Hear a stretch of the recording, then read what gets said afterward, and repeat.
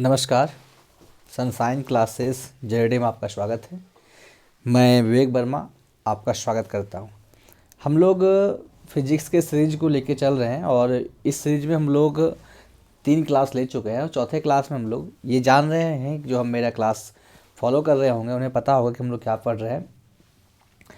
जिन्हें फेसबुक पर वीडियो मिलता है वो फेसबुक को फॉलो करें, और अगर वीडियो आप सीरियल बाय नहीं देख पाते हैं तो आप मेरे यूट्यूब चैनल पे जाएं। यूट्यूब चैनल पे आपको सीरियल बाय सीरियल वीडियो मिल जाएंगे। हम लोग भौतिक विज्ञान कुछ महत्वपूर्ण शाखाओं के पढ़ रहे हैं और महत्वपूर्ण शाखाओं में हमने लगभग लगभग नहीं 18 शाखाओं की हमने पूरी तरह अध्ययन कर लिया था। आज हम लोग 19वें शाखा के बारे में बात करेंगे। 19वीं शाखा है द्रव गतिकी। कौन शाखा है? द्रव गतिकी, जिसको हाइड्रोडायनेमिक कहा जाता है। इसको आप नोट करेंगे, ये आपके एग्जाम के लिए बेहतर है और एग्जाम में पूछते रहता है इस तरह के सवाल। यह शाखा गतिशील द्रवों पर कार्य करने वाले बल, जो गतिशील द्रवों पर कार्य करने वाले बल हैं, दाब और उसकी ऊर्जा का अध्ययन करवाता है। जो द्रव गतिशील होते हैं, जैसे बहता हुआ पानी, फिर पिघलता हुआ ग्लिसरीन, ये ग्लिसरिया, तो फिर जिस तरह के गतिशील द्रव होते हैं, जो बहता हुआ भाग होता है, जो गति में द्रव होता है, उस पर कार्य करने वाले बल, उस पर किस तरह का बल कार्य करता है, किस तरह का दाब कार्य करता है और उसकी ऊर्जा किस तरह होती है, इसका अध्ययन करने अगर किसी भौतिक विज्ञान में किया आता है तो उस पार्ट का नाम है द्रव गतिकी, जिसको हम लोग हाइड्रोडायनेमिक कहते हैं। अगला पार्ट है हाइड्रोफोनिक्स।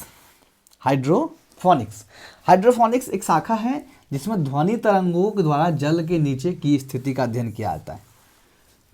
जल के नीचे की स्थिति का अध्ययन मतलब ये अधिकतर जो है शिप में काम करता है। जहाज जब चलती है तो जहाज के नीचे जो है पत्थर, बड़े चट्टान या पत्थर जब आ रहे होते हैं तो इसके बारे में अध्ययन करने के लिए इस टर्म का उपयोग किया जाता है। यानी ध्वनि तरंग को देकर जल के नीचे की स्थिति का अध्ययन किया जाता है कि जल के नीचे किस प्रकार की स्थितियां हैं। ये बहुत सारी चीज़ों में, खानों को खोजने में, जल के नीचे उर्वरक खोजने में, पेट्रोलियम पदार्थ खोजने में, या बहुत सारे चट्टान या किसी और तरह की चीज़ें खोजने में इसका प्रयोग होता है। और ये एक महत्वपूर्ण शाखा है जिसको क्या कह रहे हैं हम लोग? हाइड्रोफोनिक्स। 21वीं शाखा है द्रव स्थितिकी, हाइड्रोस्टैटिक्स। द्रव स्थितिकी एक ऐसी शाखा है जिसमें स्थिर द्रवों में बल, जो द्रव स्थिर है उसमें बल किस तरह काम कर रहा है, दाब और उसके प्रभाव का अध्ययन किया जाता है।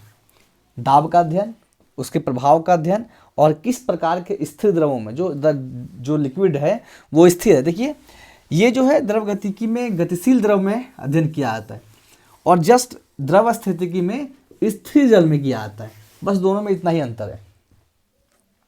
तो स्थिर द्रवों में बल, दाब और उसके प्रभाव का अध्ययन किया जाता है। अगर हम बात करें अगली शाखा, तो अगली शाखा है काइनेटिक्स। इस शाखा में शरीर की भाषा, जिसको हम लोग बॉडी लैंग्वेज कहते हैं, आम भाषा में हम लोग बॉडी लैंग्वेज को महत्व नहीं देते हैं। बॉडी लैंग्वेज हमारे लिए बहुत इंपॉर्टेंट रखता है। आप अगर कहीं भी देखिए, इंटरव्यू अगर लिया जाता है तो बॉडी लैंग्वेज का ही एक मामला है इंटरव्यू।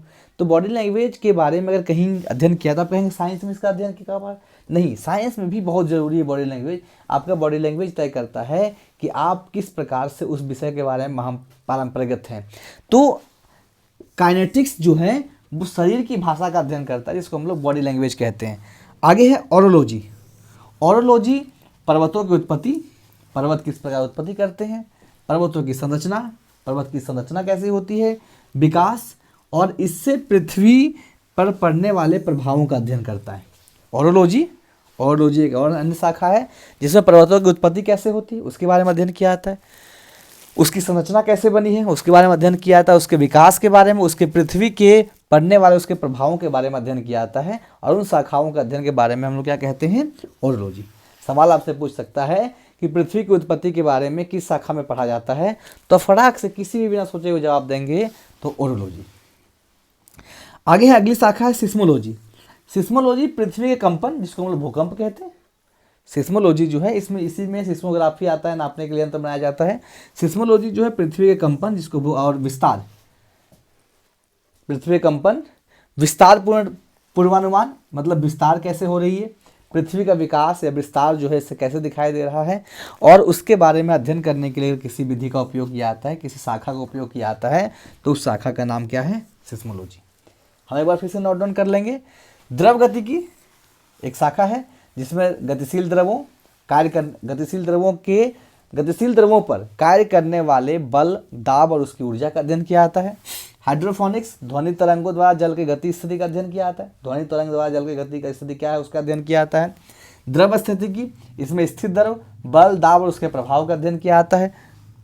काइनेटिक्स, इसमें शरीर की भाषा का अध्ययन किया जाता है। ओरोलॉजी, इसमें पर्वत की उत्पत्ति, संरचना, विकास और पृथ्वी पर पड़ने वाले इसके प्रभाव का अध्ययन किया जाता है। और सिस्मोलॉजी, इसमें पृथ्वी के कंपन, विस्तार और उसके विस्तार का पूर्वानुमान लगाने के लिए कि पहले से हम अनुमान लगा लें कि विस्तार होने वाला है कि नहीं होने वाला है, इसके बारे में अध्ययन किया जाता है। आप मेरा वीडियो फेसबुक पर देख रहे हैं तो इसे फॉलो कीजिए, लाइक कीजिए, शेयर कीजिए, और अगर मेरा वीडियो आप यूट्यूब पे देख रहे हैं चैनल को सब्सक्राइब कीजिए। आप शेयर कर सकते ज़्यादा से ज़्यादा। हम वीडियो छोटा छोटा बना रहे हैं कि आपको बेहतर तरीके से आप आसानी से देख सकें बिना टेंशन लिए। जब भी आप मोबाइल खोलें उसे देखें, 10 मिनट, 5 मिनट, 7 मिनट, 8 मिनट का समय दें और एक एक चीज़ सीखते चले जाएं। मिलते हैं नेक्स्ट वीडियो में इसके 5वें सीरीज के साथ। Thank you.